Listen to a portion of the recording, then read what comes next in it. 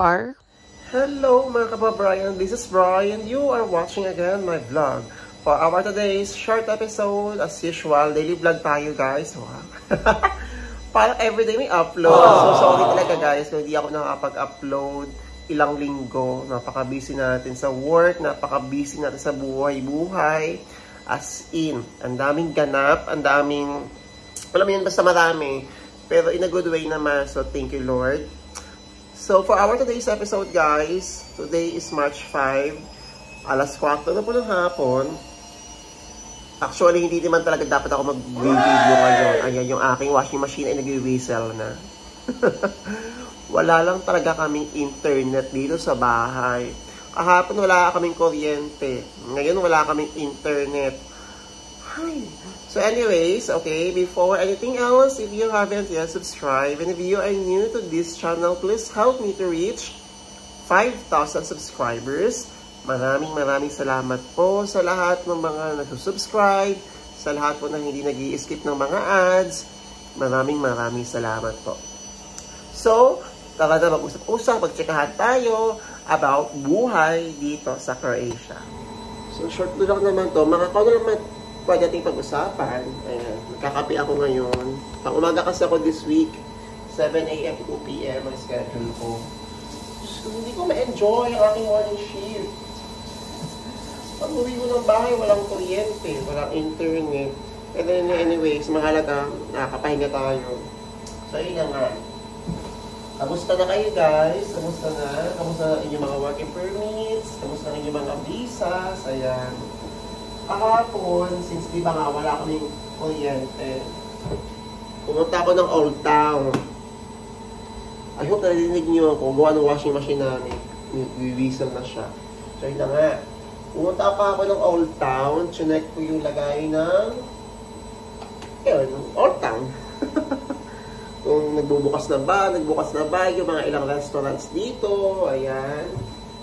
So sa mga nag-deploy po, sa Nautica, ayan, open na yung dalawang restaurant nila. Isa na lang yung hindi pa, yung panorama na lang, nanihintay natin. So, malapit na guys, konting tiis na lang. Lalabas na mga visas ninyo, ang mga working permits ninyo. So, nakakaano, parang ako naman kasi, siguro nanibago ako kasi ito yung first winter job ko. Ano yun, di ba? Yearly job. Tapos, nung 2 seasons ko dito, wala man akong work ng winter. Kaya, somehow, feel ko summer pa rin. Sa trabaho. Kasi, DC. Maraming rin ka na sa supermarket, maraming tao. And local talaga yung mga customers. So, ayan. Tapos, ayun, nakapag-day off naman ako. Hindi ko lang sure kung ilang oras na ako mag-duty, siguro pag-start ng April. Kasi ditong March, 7 hours pa rin ang duty ko. So, somehow nag-expect ako na baka mag-8 hours na siya. Tapos mag-extend ng 1 hour yung operation ng supermarket. Tayo ang ingay ng washing machine. Ayan. Pinatayan natin siya. Ayun, feel ko is mag-extend kami ng 1 hour. Gante. So nga pala sa mga pumunta po ng Dubrovnik, pasalubong naman ng cheese whiz, guys. Thank you, Madam Rachel. Pasalubong ng cheese whiz. And ito yung urang tinapay, guys. Masarap siya, malambot. Kasi yung mga breads dito, mabilis pag tinupi mo, mabilis mga punit. Ito, okay to, malambot to. Bilhin nyo to. Ayan. So, kakakain ko lang actually ng lunch eh. Tapos magkakape ako kasi nakikrib ako dito sa cheese whiz. Namiss ko talaga yung cheese whiz. And ito pa pala, ayan. Update lang tayo, di ba? So recently, di ko sure kung napanood yung latest commercial ko sa YouTube. Commercial. Ayan. Naging affiliate po kasi tayo sa isang London-based company. Yan, sa mga pupunta ng Croatia or mag-a-abroad, syempre, importante po na marunong tayo o meron tayo idea sa kung anong lingwahe ang ginagamit ng bansa na pupuntahan natin. So, you can download now guys, the UTalk sa inyong mga mobile Play Store or sa App Store for free. Ayan. I-download nyo po si UTalk guys kasi di nyo kailangan maging English speaker. Kung medyo hindi nyo sure kung ano yung exact term na English word na yon, meron po si UTalk na Tagalog to Croatian translation. Okay, since nasa Croatia ako. So, hanapin nyo lang po sa language settings. Palitan nyo lang yung language ng Tagalog, ng Filipino, ayan na. Mas magiging madali ang pagka-translate at pag-aaral natin ng mga foreign language. So, ayan. And also, ayan, daming paghanap sa buhay. Kung kayo po ay nasa Shenzhen area na, guys. Kung kayo, again ha, kung kayo po ay nasa Shenzhen ha, guys. And gusto nyo mag-Poland, message me. Ayan. Wala kayong babayaran. Mag-work na lang kayo. As usual, factory jobs. Ayan. Message lang ako. Tapos, ilalagay ko po guys yung bagong link ko sa WhatsApp. Kasi, hindi makapag-reply yung ginawa kong previous group. So, nagawa ko ng panibagong group sa WhatsApp guys. Join kayo doon. Nagpo-post ako doon, nag-message ako. Isang tanong, isang sagot tayo doon. Para lahat ay makakapag-chat doon sa group chat. Okay. So, kamusta ba ako dito? Okay naman ako, guys. Ano pa, kailam namin kung okay ka? Sorry, ano po na ako. Okay naman ako. Sabi ko nga, diba, hindi ako nakapag-upload siguro 2 weeks na straight. Una, dahil wala na akong maisip na content. Kasi yung mga tanong ninyo sa akin, lahat ay halos siguro nagawa ko na content. Pangalawa, pagod talaga tayo sa trabaho. Pero di ako nagkaklang pagod ako ha. Blessing talaga na pagod tayo sa work. Kasi ang daming mga Pinoy ang walang trabaho dito sa Croatia. Totoo yan, mga napapanood ninyo, mga nababasa ninyo. Maraming mga dumating dito. Nagugulat na nga lang ako, ayan, sa mga kabayan sa WhatsApp natin. Nagugulat na lang ako. Wala pa silang trabaho. Nandito na sila, nasa accommodation lang. Ang masaklap nga lang, walang trabaho. Ang masaklap nun, nag-lending sila ng plane ticket sa agency sa Pinas, okay? Ngayon, hindi nila mabayaran yung ticket kasi wala naman silang work dito. Ang masaklap, tumutubo, nagkakaroon ng interest yung lending nila. So, sa mga, sa mga agency naman sa Pinas, wag na natin pagkaitan ng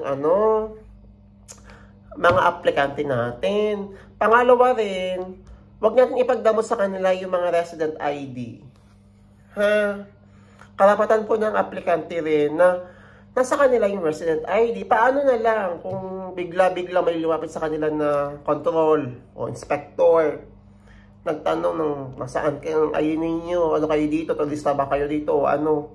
Wala silang may sasagot kasi wala silang ID, wala pa silang trabaho.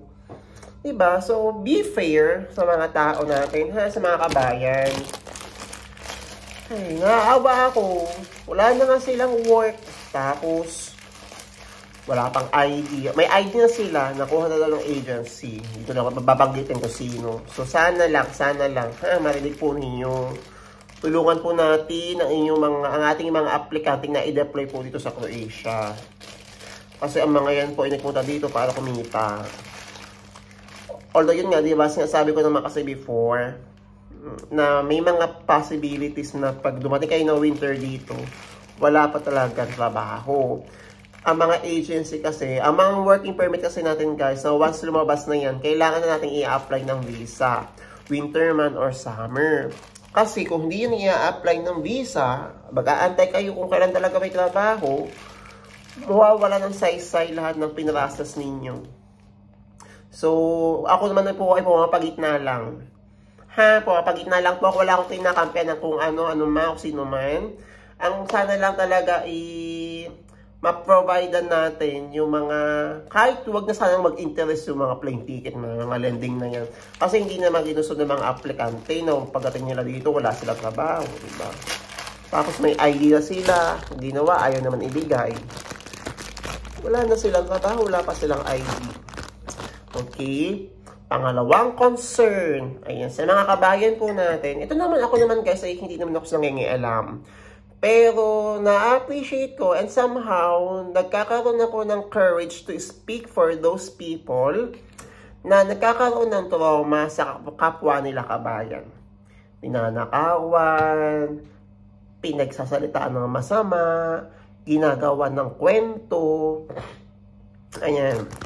Lalo na kapag feeling natin matagal-tagal na tayo dito, wag naman sana natin maging mindset guys na hindi porket mas matagal tayo doon sa bagong dating o hindi porket mas matagal tayo and mas matanda tayo doon sa bagong dating na bata pa, ay pwede natin silang sabihan ng mga below the belt na salita. Pwede natin silang i-threat. Okay? Again mga kabayan, tayo po ay iisang watawat dito sa Croatia. Tayo po ay nakikipagsapalaran hindi para sa ating mga sariling bulsa, kundi para po sa ating mga pamilya sa Pilipinas. Ako naman po ay walang magawa. Kasi sino ba naman ako? Sino ba naman ako para di ba? Pagsabihan ka, hoy! Di ba? Ayan na, magsisisa tayo. Nakakalungkot lang yung mga nalalaman ko this week.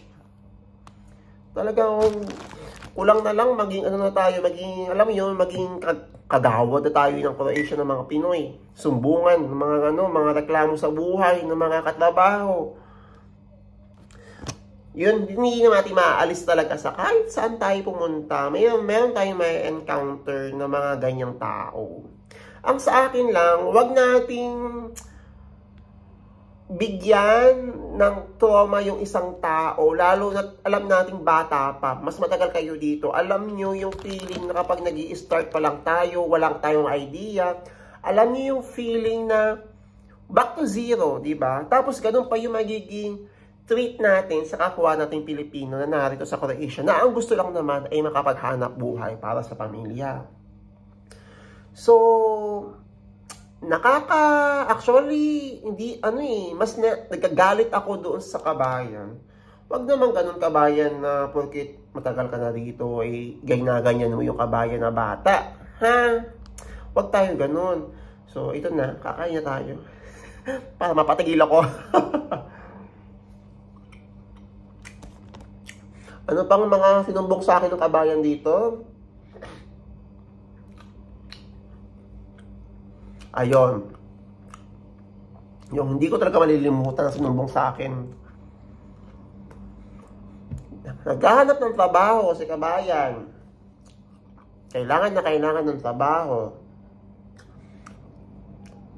Binigyan ko ng trabaho. Ito kasi hindi naman ako mag-post na ito.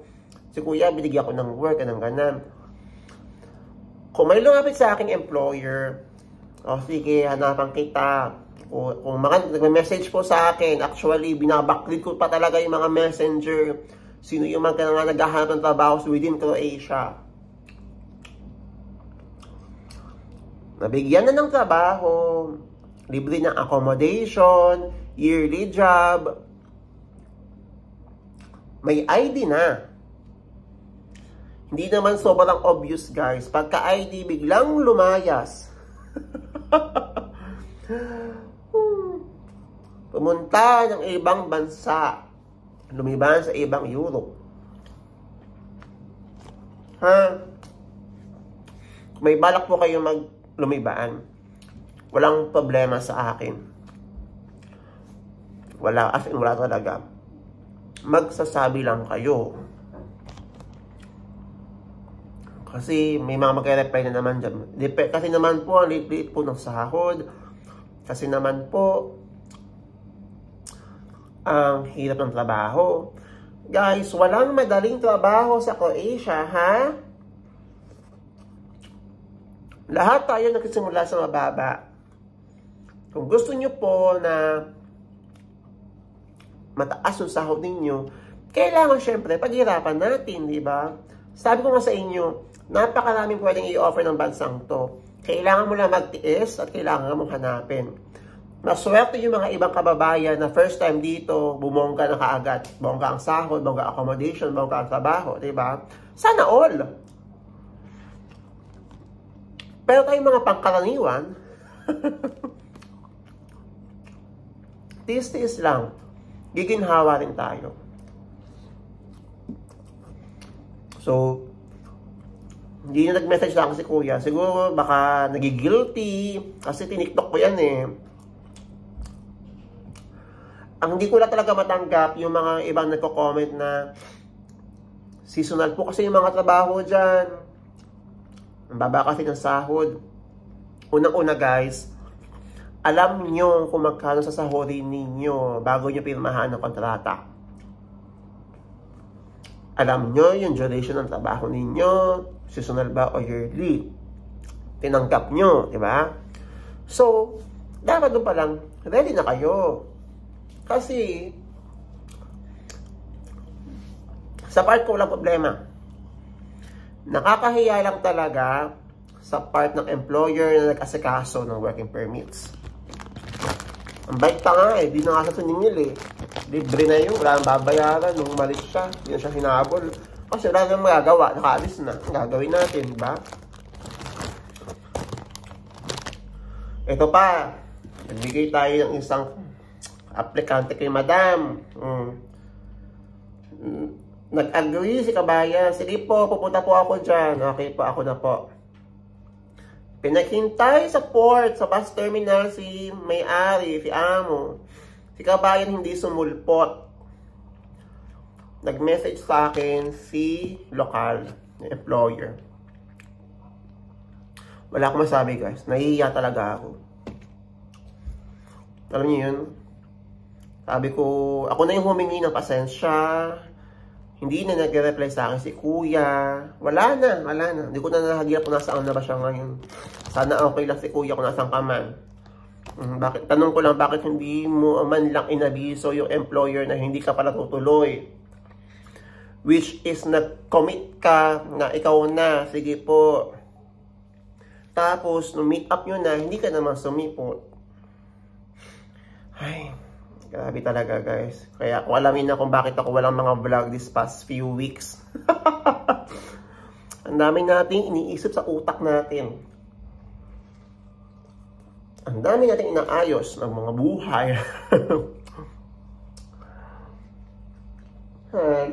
Anyways, life must go on. Tuloy-tuloy lang. Ang sa akin lang, kung nasaan man kayo ngayon, naway kayo po ay nasa magandang kalagayan.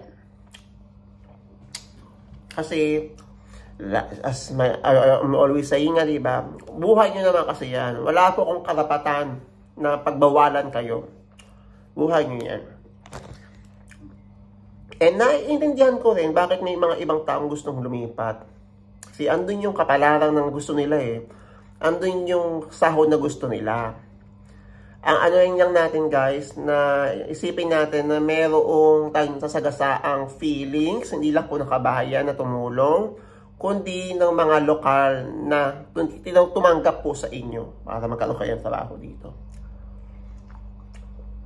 Ito yun guys ha, tungkol yun sa mga hindi sumisipot.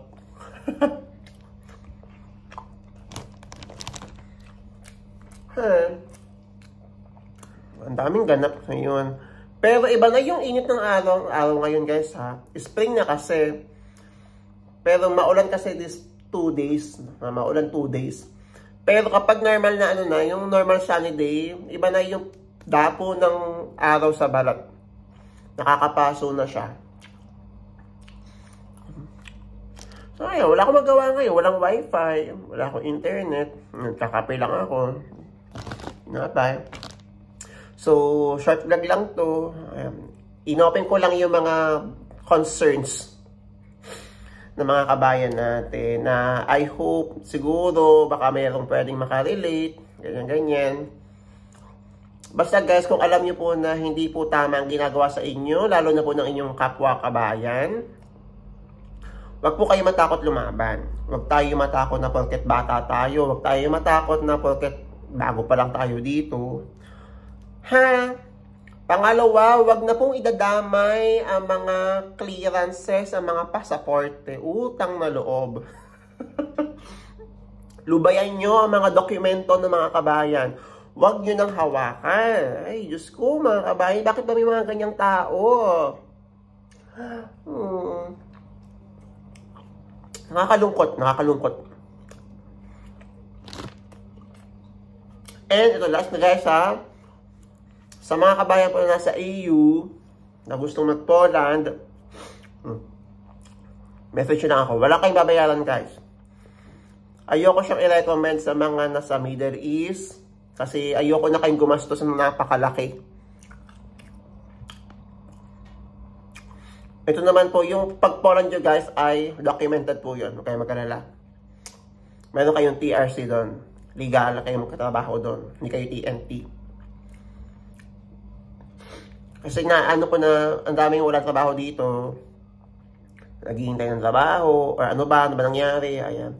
So may option pa tayo. May TRC to guys. So kayo mag-alala. Ha? Message lang ako. Nasa description ko po yung aking WhatsApp link. Message nyo lang ako dyan. Wala pa rin internet. Diba? Ang dami kong nasabi. Basta ayun lang guys. At the bottom line of this vlog is magkaroon tayo ng initiative na mag-approach sa isang tao o sa tao man na kung ano may nararamdaman ninyo, kung ano yung desisyon ninyo, isabihin nyo. Okay? Magkusa tayo, hindi na yung ito pa yung lalapit na, ano ba, pupunta ka ba dito? Hindi. Anon. Pangalawa, maging mabait po tayo sa ating kapwa-kabayan dahil tayo lang po talaga ang magtutulungan dito saan man tayo nandoon. Ha? Pangatlo, para po sa mga naghihintay ng mga permits, ng visas, hintay-hintay lang po, lalabas at lalabas yung mga yan. Ha? Maganda, dumating kayo dito ng summer para may trabaho kayo. So, huwag kayong sobrang mainip. Kasi hindi pa totally nag-open ang season. Mas mainam na summer na kayo dumating para sure talaga na tuloy-tuloy na meron tayong trabaho aabutan. Kesa pumunta kayo dito, magtenga muna kayo habang naghihintay, nakakaubos ng savings. Totoo yan. And last, download now the UTalk. Commercial. Download nyo guys sa UTalk. Ayan po sa screen. Sa inyo mga App Store and Play Store. Again, I'm so thankful sa UTalk kasi na-recognize nila yung ating mga platforms sa Facebook, TikTok, Instagram, and here on YouTube. So, download nyo guys ang UTalk para makapag-aral tayo online ng Croatian language.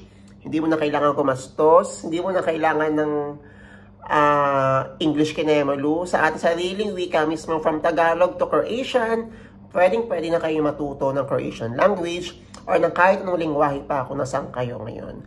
Ha? So, thank you so much guys for watching. If you have any more questions or suggestions, i-comment nyo lang po. Sagutin natin ang inyong mga katanungan papunta rito sa Croatia. So, that's all for today guys and I will see you on my next vlog. Bye.